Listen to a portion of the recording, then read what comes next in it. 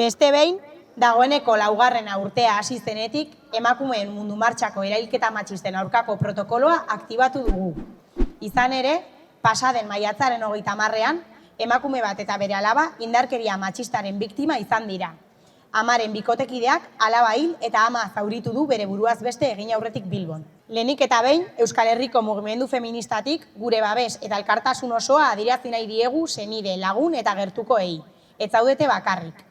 Nazkatuta, nekatuta eta haserre gaude, baina prest gaude erantzuteko eta Euskal Herriko edozein txokotan gertatzen diren hilketa matxista guztiak salatzeko. Prest gaude erakundei eraso matxista bat gertatzen den bakoitzean, dagokien ardura har dezaten eta indarkeria matxistaren konplize den orori ardurak exigitzeko, gizonei bereziki. Ez da hilketa isolatu bat, ez da tragedia puntual bat, sistema oso batek ahalbidetzen duen indarkeria baizik. Oraingoan, adin txikiko neska baten erailketaz ari gara, eta honek bereziki larria bilakatzen du kasu hau. Zalantzarik ez dugu, violentzia bikarioa ere indarkeria matxista da. Jendartearen egitura patriarkala agerian uzten duen gertakari bat gehiago da hau. Jakin badakigu, erailketa matxistak indarkeria matxistaren eta estruktura heteropatriarkalaren ondorio izugarri eta lazgarrienak direla. Baina indarkeria matxista egiturazkoa da, bizitzako esparru guztietan gertatzen da. Ez da eremu pertsonal edo pribatukoa, edo bi pertsonen artekoa, ez da gaixo batzuen ekintza ere. Sistema patriarkalak, emakumeak eta sexu genero disidentea garen pertsonak menpeko mantentzeko moduetako bat baizik. Emakumeok emakume izateagatik erailtzen gaituzte, eta errealitate gordin honi aurre egiteko urgentziazko mekanismoak behar ditugu hemen eta orain.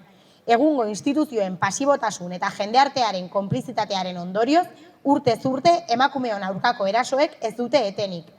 Indarkeria matxistari aurre egiteko lehen mailako arazo sozial eta politikotzat hartua izan dadin eskatzen dugu.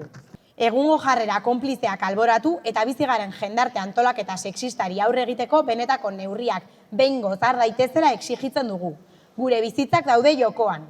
Honekin batera autodefentsa feministarako deia egiten dugu. Bizitzaren aldeko apostu erradikala egiten dugu eta badakigu antolakuntza eta autodefentsa izango direla gure tresna eraginkorrenak. Gu ez gara isilduko, erasorik ez erantzunik gabe, feministok erantzuteko prest gaude.